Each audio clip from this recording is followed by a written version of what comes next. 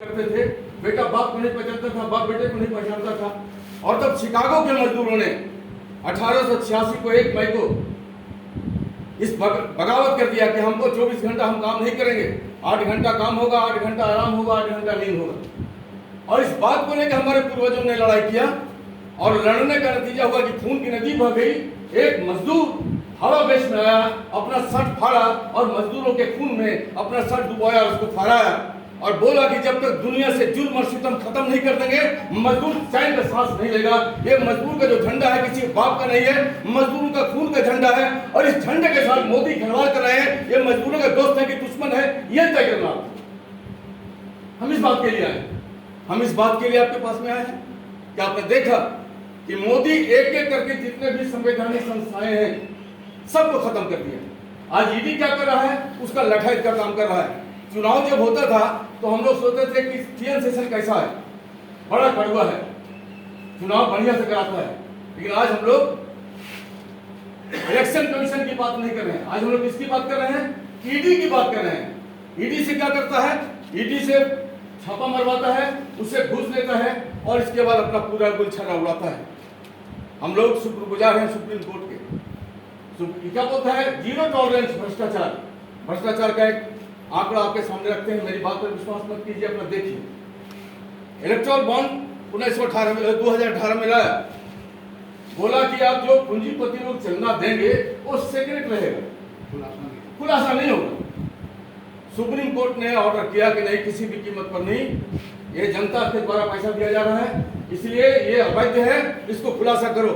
और जब खुलासा हुआ तो आपके जान के आश्चर्य होगा कि आपके इज्जत के साथ मोदी ने खिलवाड़ किया।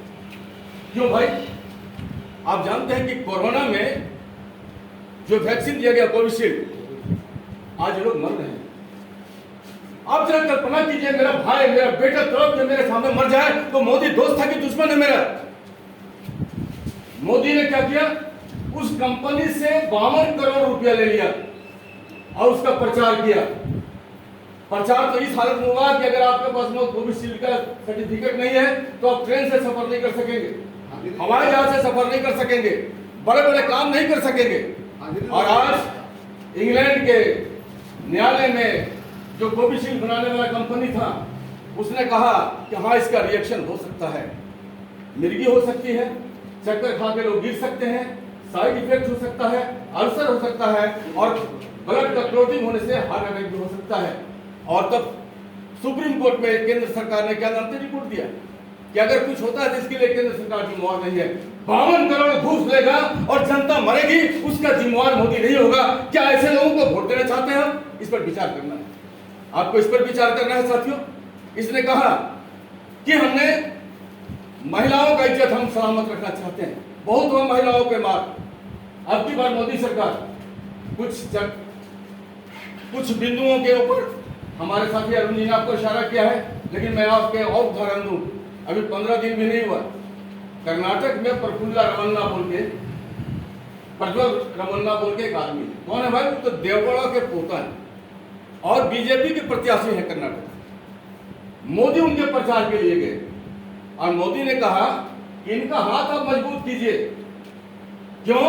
कि इनका हाथ जब मजबूत कीजिएगा तो मोदी का हाथ मजबूत होगा। बात में समझिए।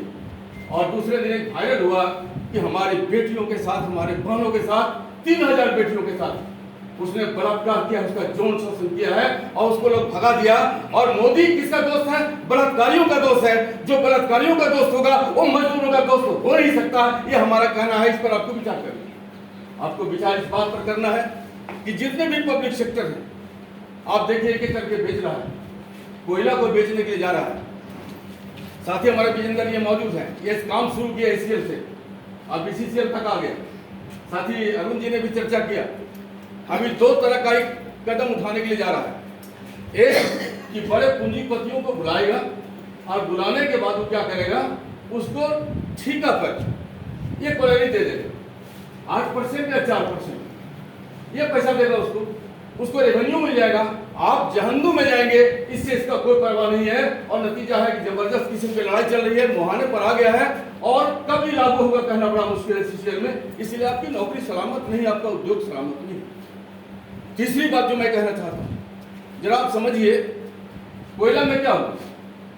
कोयला उद्योग कितने मजदूर हमारे काम करते थे? 7.5 लाख। आज कितने बचे? 2,29,000। 2,29,000 नहीं साहब, और कम हो गया। हम समझते हैं इस साल खत्म होते होते 1.5 लाख से भी कम हो जाएंगे। तो 6 लाख जो मजदूरों का जो कत्ल किया, उसके बदले में थोड़ा पैसा बढ़ा के आपको दे रहा है, तो इसका मतलब क्या है?